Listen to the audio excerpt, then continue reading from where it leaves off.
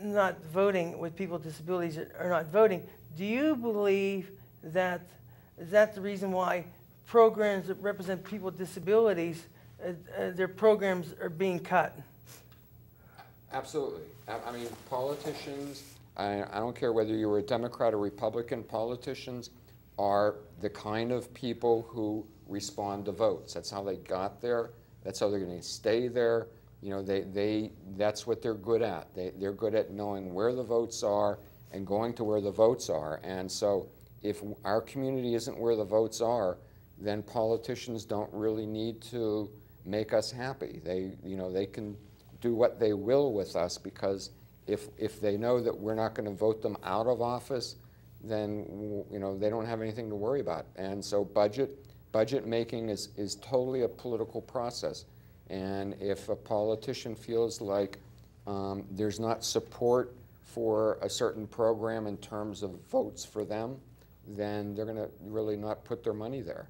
So I think it's critical that we understand that. I mean, we can make all the arguments we want about how it's the right thing to do and how it's fair and moral, but if we don't have the votes to back it up, politicians are vote responsive animals, and they're going to go to where the votes are.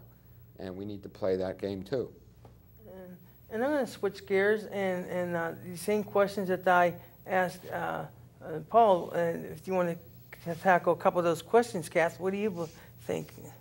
Well, I don't think I can follow such a great act as Paul, but I do agree with everything that Paul says. It's imperative that people working their way to mental wellness and in recovery, we have numbers, and we need to vote. That's the most important thing you can do, is vote. Make sure you register, as Paul said.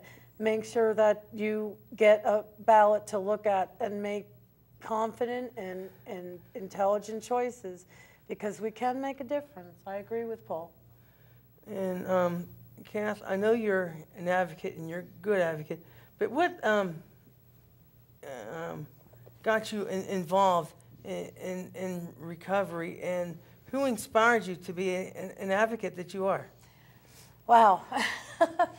Okay. And the first thing is, around 2005, I found out that I had a diagnosis of mental illness.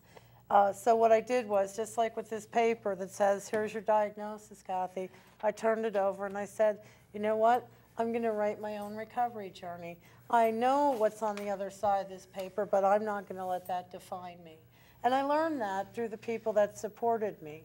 I can tell you their names, Nancy and Dr. Hazen, and those are the people that got me to realize that, I had this situation. And then, as Dr. Hazen said to me, go to the library. You live in Brookline, walk outside and go to the library. And from there on, it was sort of, I found my voice. I tried many things in life, and when I became mentally ill, it was almost like a blessing, because I found this group of people that didn't even know me but supported me, and then, peers, the working with peers. And I just completed a peer support worker training class. I did an internship at and it was a great experience, because it helped me to see that I still have some of the things that Paul talked about, initiative and willingness to have a voice, and so it was a good thing.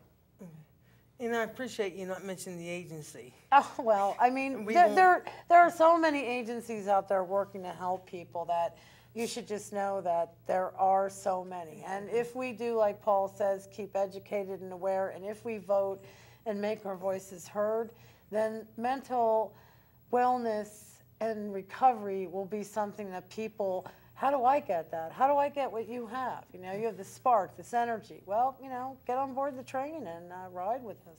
Okay, and I'm going to ask this question for both of you folks. Okay. And this is, the newspapers often focus on person's history of mental illness when a violent crime is committed. Who goes first? It don't matter. Paul, you want to go first? Well, I think that I would call that a false correlation. I mean, it's sort of like right now you might think that,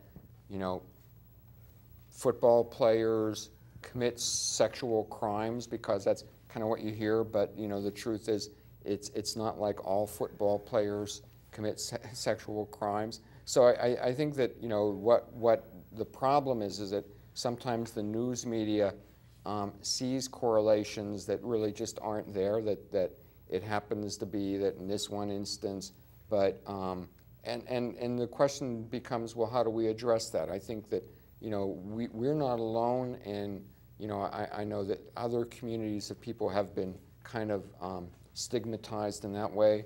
So we need to kind of take lessons from them about how we address the media and make it an issue that they have to really respond to. Why are they making these false correlations?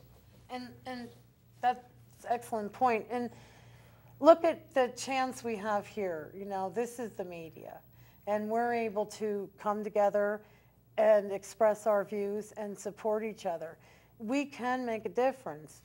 It is not every person with mental illness or every crime that's committed, oh, you know, this happened because of mental illness. Our society right now is going through a very tough time, probably the toughest that anyone has ever lived through. What we all can do is find the right supports. If you think you're having a problem, talk to somebody. There's always somebody to listen. And where you asked me, where did I get this bent for advocacy? I happen to have, well, she's in heaven now, but I happen to have had a grandmother who came from Roscommon, Ireland. And she had a stroke when she was 30, and she had 3 children, and she had a husband who was gassed in World War I, so she had to go to work. And she worked in a welfare office in a town called Verona, New Jersey, where I grew up. And she put it into my head that, you know, people need to be helped, that when people come and they think that they're going to get a handout, or they're not really looking for that, they just want help. And she said, Kathleen, you've been given a lot, and so therefore you have to give back a lot, and that's where it comes from. Interesting. And one more thing that, and then I'll kind of send it back to Al, is there is a person that was always telling people, and he's now in Florida, and he always says he's not mentally ill, he's just caught in a system. It makes sense when you look down to it. But I'd like to thank Kathy and Paul, and I'm going to send it back to Al. Thank you, Chris. Well, first of all, I want to congratulate everyone who is on the show. And of course, to our viewers, you probably figure this is just routine. Once again, we're empowering people, and we're doing something that just isn't done. You're not going to find any other show, for the most part, that turns over their hosting duties to their co-host or what have you. You just don't usually find that.